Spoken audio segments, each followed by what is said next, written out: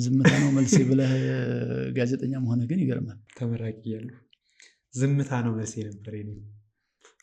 ዝምታ ነው መልሴ ብለህ ጋዜጠኛ መሆነ ግን ይገርማል። ያለፉባቸው መንገድ ይመስለኛል እንትኖች ፓተርኖቼ ምናልባት በዛን ሰዓት መናገር ማልችለው ሊሆን ይችላል። ግን ፈጣሪን አመስግኛለሁ ከታች እሱ ጥሩ ነው። እግዚአብሔር ይመስገን ብዬው ነበርና ዝምታ ግን መልስ ሊሆን አይችልም። በዛን ሰዓት ነበረ። ይሄ በጣም ሲስተማቲክ መሆን ነው። ለማለፍ ሞክረህ ነው። እኔ ደግሞ ተናግሬ ነው የሚወጣልኝ። የዛን ጊዜ ብናገረው ምንም ለውጥ አላመጣም ነበር።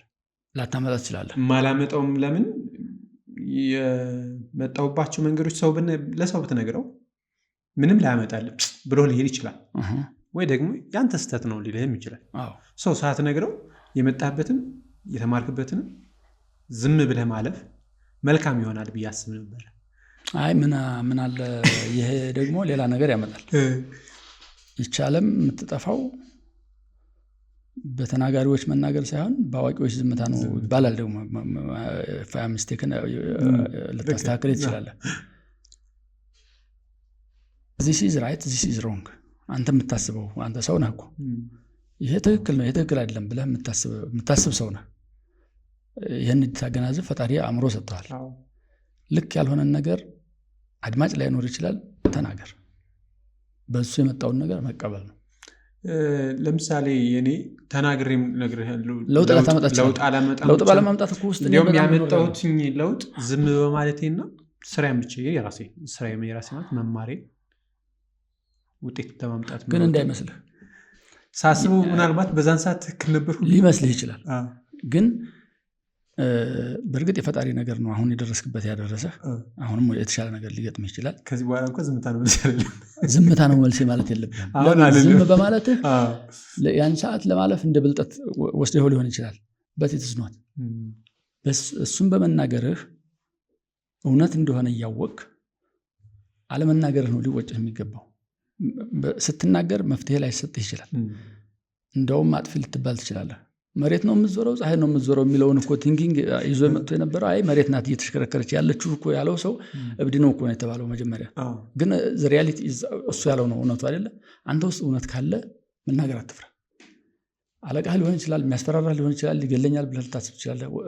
የራሱ ጉዳይ ነው። በሱ የሚመጣውን እንትን ሪስክ ውሰድ። እኔ አሁን ወደኋላ እንትናት ወደ እንጂ አመራሮች ፊት የማይሆነውን ነገር ፊት ለፊት ተናግሬያለሁ። አሁንም እናገራለሁ። ግን ምንድነው ሰውን ሐራስ በማድረግ በመሳደብ ምናምን አይደለም። የማይሆን ነገር አይሆንም ፕሊስ። የሚሆን ደግሞ እንዲህ ብናደርገው ይሆናል ብለህ ባለመናገርህ ምክንያት የሚጠፋ ጥፋት ተጠያቂ ነህ አንተ እያለህ ያወቅ ውስጥ እያወቀ ግን የሚሰማህ ላይ ኖር ይችላል። ለውጥ ላይ መጣ ይችላል። አንተ በቃ እንደውም ማጠቅም ሰው ያለ ይሄ ዝም ብሎ ነገረኛም ልትባል ትችላለህ። ይተባለ ይባል አንተ ራስን ነው መሆን ያለብህ። እኔ በዛ አልስማማም። ዝምታ ነው መልሴ።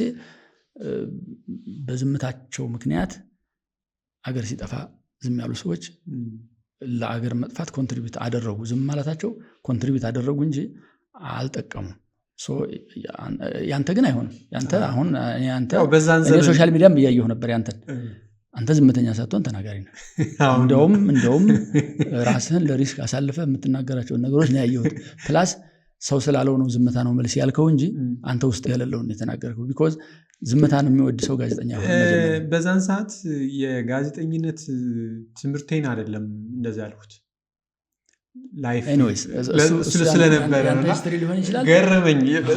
ያልከው ነገር ስለገረመኝ ነው ያናልኩት።